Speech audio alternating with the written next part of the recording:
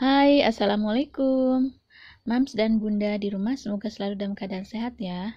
Kali ini kita akan kembali bedah buku 56 Alocasia Eksotis dari redaksi PS.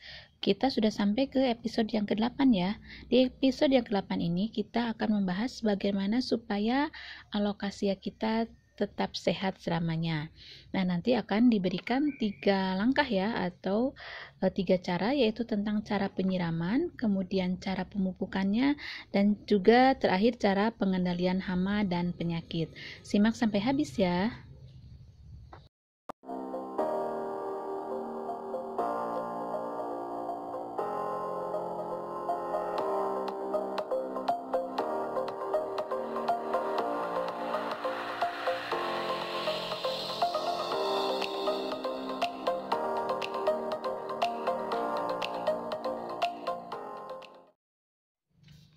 Alokasia sehat dan berkualitas bisa diindikasikan dari helai daun yang tampak segar dan mengeluarkan warna kinclong. Kekontrasan terlihat jelas melalui perbedaan warna lembar daun dan pertulangannya. Tangkai daun dan batang pun terkesan kukuh, tidak loyo. Bila media tanam dibongkar, tampak akar kuat mencengkram tanah. Beberapa perlakuan yang bisa diterapkan agar tanaman sehat antara lain penyiraman secara teratur, pemupukan tepat dosis dan waktu, serta pencegahan hama dan penyakit. Nah, di episode kali ini akan kita bahas satu-satu ya. Oke, kita mulai dengan yang pertama, yaitu cara penyiraman.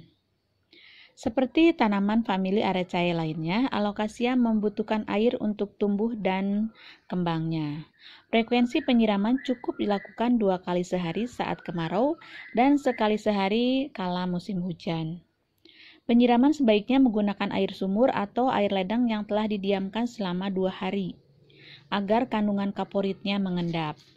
Hindari penyiraman alokasia dengan air hujan karena cenderung mengandung asam. Maksudnya mungkin kalau dengan sengaja ya, tetapi kalau hujan mungkin apalagi kita tanam langsung di tanah, mau nggak mau ya, nggak bisa dihindari. Sebaiknya penyiraman dilakukan menggunakan sprayer untuk tanaman dalam pot. Dengan sprayer, butiran air yang jatuh pada daun dan media relatif kecil, sehingga tidak merusak daun dan memerciki media tanam dari wadahnya. Sementara penyiraman pada alokasia sebagai landscape bisa menggunakan emrat atau selang bersprayer. Seperti halnya sprayer, emrat juga akan menghasilkan butiran yang halus. Selain menghasilkan butiran halus, selang bersprayer juga akan mencapai jangkauan dalam radius yang cukup luas. Jadi maksudnya dengan selang bersprayer ini supaya si debit tinggi ya. Jadi bisa menjangkau penyiraman dengan lokasi yang lumayan jauh dari tempat selang berada.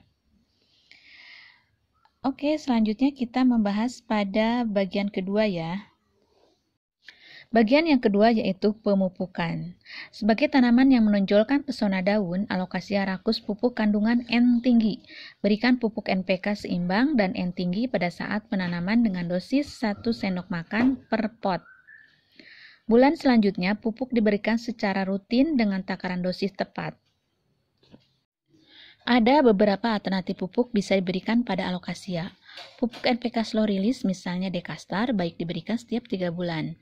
Bila perlu, hobis dapat pula memberikan vitamin B atau minyak ikan cukup seminggu sekali supaya tanaman tampil optimal dan tidak stres. Bila alokasia ditanam langsung di tanah, perawatannya tak terlalu rumit. Pemberian pupuk alami dari serasa dedaunan dapat diaplikasikan. Berikan pula NPK tabur setiap 6 bulan sekali dengan takaran 1 genggam tangan pada alokasia dewasa. Kala berbunga, alokasia cenderung lebih haus nutrisi. Bila nutrisi kurang, biasanya pertumbuhan daun terganggu. Wajar, mengingat tanaman memerlukan hara tambahan untuk menunjang pembentukan bunga. Apabila hobis tak memerlukan hadirnya bunga, maka bunga bisa dipotong.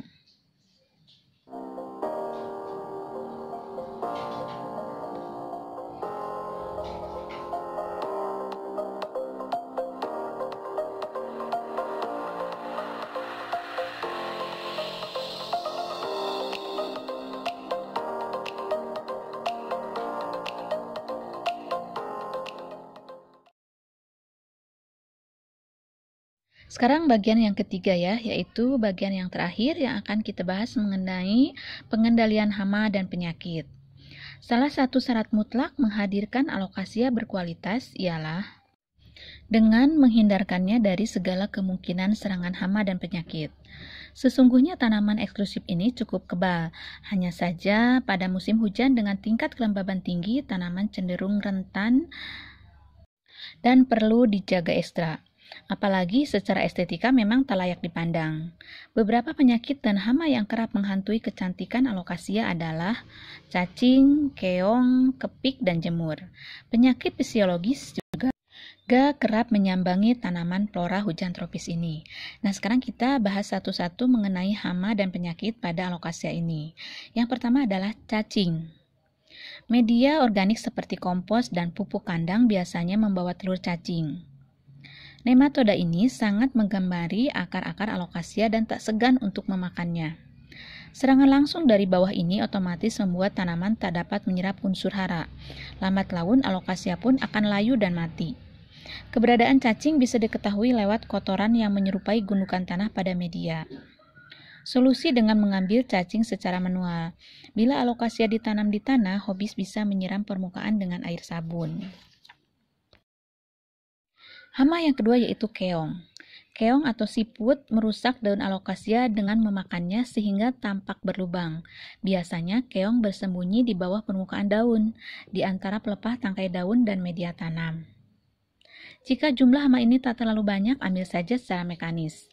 Andai terlampau parah dan banyak, semprot hama dengan larutan anti keong seperti Sipotux, sesuai anjuran pada kemasan ya.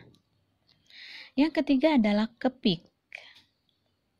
Dampak serangan kepik terlihat dengan adanya lubang bulat nyaris sempurna pada permukaan helai daun. Jika sulit diambil secara manual, tanaman bisa disemprot dengan insektisida berdosis tepat. Nah, Mams, gambar berikut adalah merupakan salah satu contoh rumah cacing ya, ada gundukan tanah. Nah, berarti di dalam pot tersebut ada cacingnya dan kita harus membuang cacing yang ada dalam pot tersebut. Sedangkan gambar sebelahnya itu adalah salah satu contoh serangan belalang. Si daunnya itu bolong. Oke, Mams, sekarang kita bahas dengan hama penyakit yang menyerang alokasia yang keempat yaitu jamur. Efek serangan jamur umumnya menggila ketika musim hujan tiba. Serangan terlihat dari adanya bercak coklat kehitaman pada daun. Bahkan akar daun dan bakal bunga mudah sekali busuk. Jamur datang bila lingkungan tumbuh terlampau lembab dan kotor. Bagian tanaman yang terserang sebaiknya langsung diamputasi dan dibakar agar tak menyerang tanaman lain. Tip pencegahan utama dengan memangkas bagian seludang yang kering dan daun layu. Jika didiamkan terlampau lama, dua hal tersebut bisa memicu pembusukan. Andai serangan hebat, fungisida bisa disemprotkan ke tanaman. Namun, bercak putih sisa fungisida yang masih menempel perlu dibersihkan dengan lap. Nah, gambar-gambar yang berikut ini merupakan contoh-contoh dari daun akibat serangan hama ya. Kalau yang kena jamur itu contohnya pada gambar F dan G, yaitu gambar yang ke-6 dan ke-7 ya. Selanjutnya adalah penyakit fisiologis. Ini merupakan penyakit yang terakhir, yang kelima ya, yaitu penyakit non-patogen. Jenis penyakit ini disebabkan oleh lingkungan fisik, yaitu unsur hara dan cuaca yang kurang mendukung. Umumnya penampakan penyakit diperlihatkan dari gejala klorosis daun, daun menggulung atau mengkerut, tanaman lunglai, dan ukuran daun membesar tak proporsional. Antisipasi yang dapat hobis lakukan ialah dengan memberikan asupan hara secara tepat waktu, kemudian tepat cara, tepat dosis, dan tepat kandungannya ya, Mam. Tak lupa frekuensi penyiraman secara rutin dengan takaran air sesuai. Terakhir, tempatkan tanaman di lokasi dengan pancaran cahaya sesuai kebutuhan dan aerasi. Nah, Mams, itulah contoh dari hama-hama penyakit yang biasanya menyerang pada alokasia. Nah, itulah Mams, jadi 3 cara bagaimana caranya supaya tanaman alokasia kita tetap sehat selamanya. Ada 3 cara yang sudah kita bahas, yaitu masalah penyiramannya, kemudian cara pemupukannya, dan yang terakhir cara pengendalian hama dan penyakit. Semoga informasi ini bermanfaat ya Mam, dan semoga tanaman alokasia Mams dan Bunda selalu sehat selamanya. Terima kasih. Assalamualaikum warahmatullahi wabarakatuh.